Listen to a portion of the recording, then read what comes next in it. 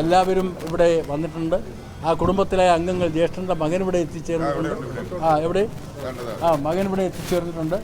അവർക്കറിയാം ഇതുപോലുള്ള ദുരന്തങ്ങൾ ഉണ്ടായിപ്പോയാൽ നമുക്കെന്താണ് മനുഷ്യസാധ്യമല്ലാത്ത കാര്യങ്ങളല്ലേ, പ്രതീക്ഷയ്ക്ക് വിരുദ്ധമല്ലേ.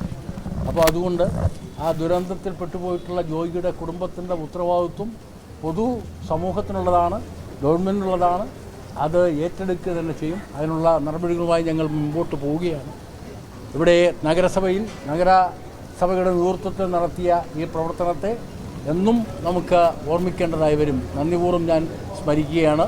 എന്തായാലും നമുക്ക് ബോഡി കിട്ടി. പിന്നെ ഒരു ആശ്വാസം തന്നെയാണ് ഇത് കിട്ടി എന്നുള്ളത് തന്നെ. അതിനുവേണ്ടി പ്രയത്നിച്ച എല്ലാവരോടും ഈ കാര്യത്തിൽ ഉള്ള നന്ദി കൂടെ ഈ സന്ദർഭത്തിൽ ഞാൻ രേഖപ്പെടുത്തുകയാണ്. മുഖ്യമന്ത്രിയോട് ഞാൻ കൊടുത്ത കത്തിൽ പ്രത്യേകം പരാമർശിച്ചിട്ടുണ്ട്.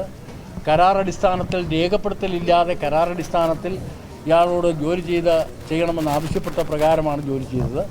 റെയിൽവേയുടെ ഒരു സഹായം കൂടെ ആവശ്യപ്പെടാനുള്ള ശുപാർശ മുഖ്യമന്ത്രിയുടെ ഓഫീസിൽ നിന്ന് നൽകണം എന്നെൻ്റെ കത്തിൽ ഞാൻ രേഖപ്പെടുത്തിയിട്ടുണ്ട്. കത്ത് വേണമെങ്കിൽ നിങ്ങൾക്ക് കാണിച്ചു തരാം. മിക്കവാറും അടിയന്തര സഹായം എന്ന നിലയിൽ കേരളത്തിലെ ഗവൺമെൻറ് പരിഗണിക്കുമെന്ന കാര്യത്തിൽ യാതൊരു തർക്കവുമില്ല. ഇതുണ്ടാവുമെന്നാണ് ഞാൻ പ്രതീക്ഷിക്കുന്നത്.